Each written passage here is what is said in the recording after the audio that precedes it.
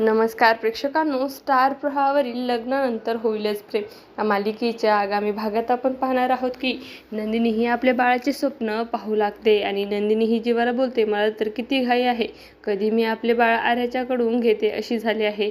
आणि त्याच वेळेस त्या दोघांचे बोलणे मानिनी ऐकते. मानिनी विचारते, कोणाचे बाळ, काय चालू आहे चर्चा. आणि तेव्हा जीवानंदिनी दोघेही अवाक होऊन मानिनीकडे पाहू लागतात. त्यानंतर आपण पाहतो काव्य ही पार्थला बोलते, ज्याप्रमाणे तुम्हाला तुमच्या मनासारखी बायको भेटली आहे त्याचप्रमाणे त्या आर्याला देखील तिच्या मनासारखा नवरा भेटायला हवा होता. आता युनिव्हर्स आपली जादू करेल असं बोलून ती देवाकडे प्रार्थना करू लागते. तर तिकडे आपण पाहतो जीवा आणि नंदिनी झोपी गेलेले असतात आणि रात्रीच्या वेळी अचानक वारा सुटतो व जीवा नंदिनीच्या टेबलावर ठेवलेला फोटो खाली पडून फुटतो.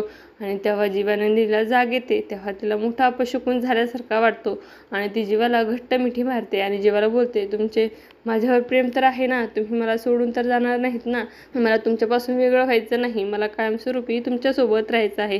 तेव्हा जीवा देखील बोलतो, जोपर्यंत युनिव्हर्स आहे तोपर्यंत प्रेम आहे, तोपर्यंत आपण दोघं एकत्र आहोत. आणि नंदिनी बोलते, मला आपल्या दोघांमध्ये दुसरा व्यक्ती कोणी नको आहे. आता येणाऱ्या भागामध्ये जीवा व नंदिनीच्या प्रेमामध्ये आर्या ही अडथळा होऊन येणार का, हे पाहणं अतिशय रोचक ठरणार आहे.